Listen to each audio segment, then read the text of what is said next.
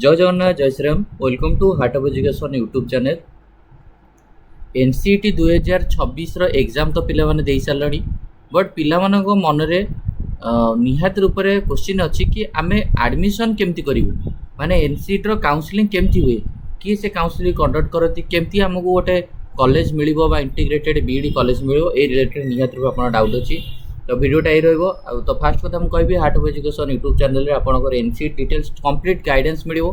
तो आपण माने सबले पे चैनल सहित जोड़ी होकर थांतु आपन को नियत रूप से जहाँ जहाँ इनफॉरमेशन दरकार I will make video about that. तो फास्ट कथा होची आपनकर देखो मु प्रोसीजरटा कहि दउची केमिति कोन आपन कॉलेज पर्यंत पहुँचबे। प्रथम स्टेप होची आपनकर सपोज समस्त आपन एनसीईटी एग्जाम देले ठीक अछि। एग्जाम देला परे आपनकर रहिला कोन ना आपन रिजल्ट आसीबो आंसर की ये तो जानि छ रिजल्ट आसीबो।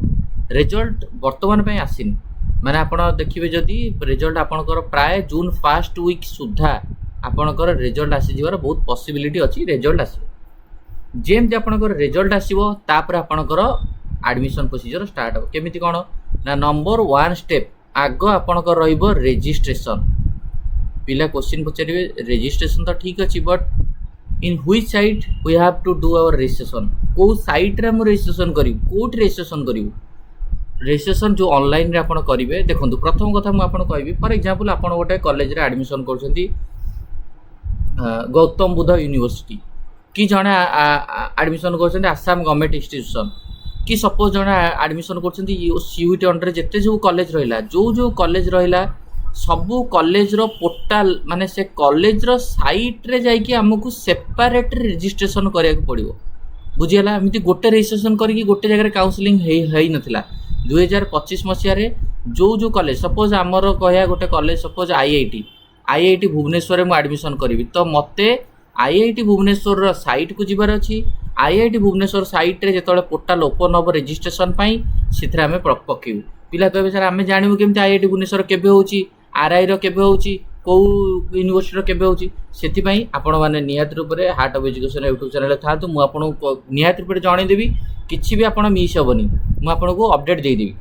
तो बुझी पारले जे कोनसी यूनिवर्सिटी पई सेपरेट रजिस्ट्रेशन होबो प्राय यूनिवर्सिटी रो गूगल फॉर्म से माने बाहर करती माने गूगल फॉर्म फिल अप करि परिबे ई सब जिंस। तो प्रथम होची आपण को रिजल्ट बाहरिबो रिजल्ट बाहरला परे आपण स्टेप होची रजिस्ट्रेशन रहिबो सेपरेट रजिस्ट्रेशन होबो। हम ओडिसा रो साम्स तारा काउंसलिंग करियो बोली जहाँ पूर्व नोटिफिकेशन अच्छी तो आम मानकर एमती सब कॉलेज वाइज न हो पारे आमर साम्स गोटे ही जगह आपंकर काउंसलिंग हम साम्स पोर्टाल रे पिला रजिस्ट्रेशन करके काउंसलिंग करा पड़ो तार अपडेट आसो आसिले मुझे तार रिगार्डिंग वीडियो बनई बुझीगला। तो रजिस्ट्रेशन प्रथम स्टेप क्लियर ओके। रजिस्ट्रेशन कला परे जो स्टेट रो बा जो यूनिवर्सिटी रजिस्ट्रेशन करेंगे से माने आपंकर गोटे कट ऑफ प्रोवाइड करेंगे कट ऑफ लिस्ट तापर आपंकर हम सीट अलॉटमेंट बुझीगला।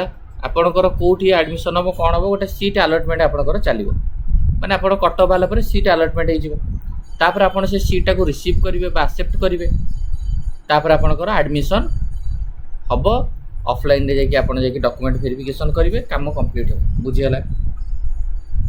बुझीगला ना बुझीगलानी ये हूँ आपंकर स्टेप्स गुड़ाक।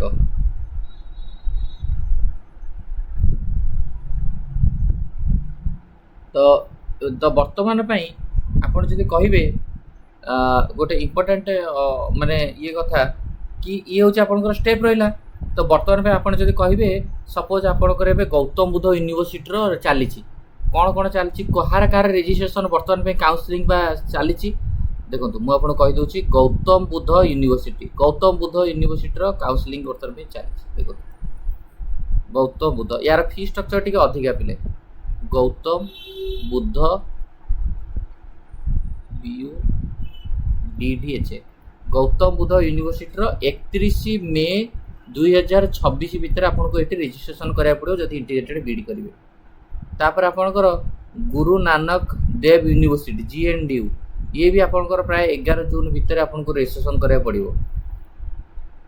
तापर आपंकर आसाम गवर्नमेंट इंस्टीट्यूशन मानक भी एमानकर 31 मे पूर्व आप रजिस्ट्रेशन करेंगे। सपोज मुझे देखो गौतम बुद्ध यूनिवर्सिटी आप सर्च करेंगे Gautam Buddha University Noida. So this is the official site of Gautam Buddha University. So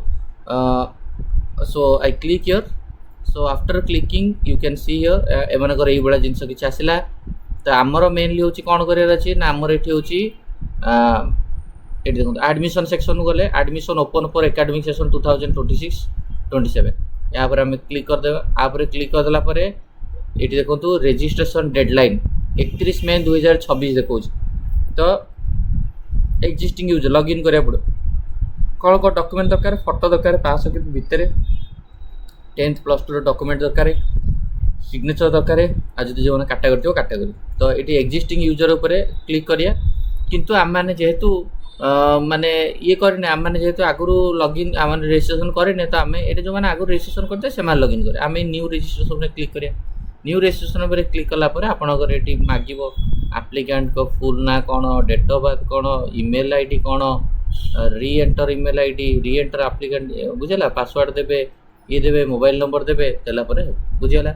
ये हूँ गौतम बुद्धा यूनिवर्सिटी केमी कौन सबू प्रोसीजर हो.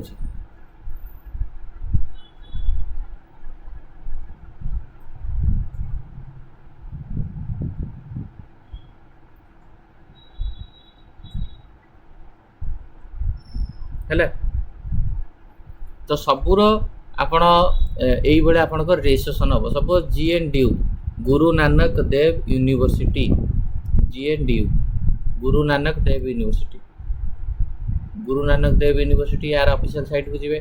तो समस्त ऑफिशियल साइट देखो एडमिशन ओपन करू करू एडमिशन 2026 ना open at Guru Nanak Dev university apply today है ये देला तार एडमिशन माने माने ऑनलाइन रे अप्लाई करिया पे सेम सब यूनिवर्सिटी में अप्लाई करिया पड़िबो बुझियारा.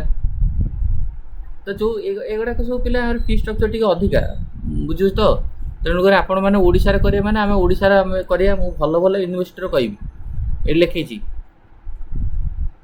माने पूरा आपणकर DTC bye submitted website Guru Nanak provision not official website is not working so this link has been replaced with new official site for any future communication. तो ऑब्वियसली आमर registration for 2026 session is open now. Click here for details. तो निहाती रूप से जो आपंकर सब university ये आपको चेक करा पड़ो एंड आपन को ये अप्लाई करा पड़ो बुझीगला.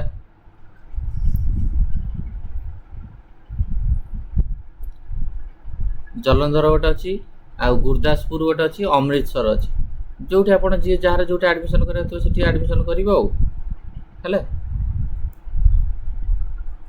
तो आईडी पासवर्ड ये सब देखिए किंतु गुरु नानक देव यूनिवर्सिटी पैसा पड़ो SC ST पिला 750 टका अदर पिला 1500 टका. तो किसी गुरु नानक देव यूनिवर्सिटी किसी आप करा दरकार नहीं कारण ये जगह आप इंटीग्रेटेड बीडी करें नहीं तो आप करेंगे कहीं फी देकर करेंगे. बहुत जगह फी लगे नहीं किंतु किसी किसी जगह फी लगुच बुझेगा.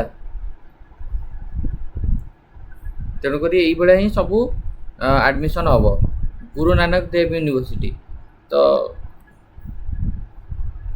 एमती जो पोर्टाल खोल मुझे सब वीडियो बनईदेवी.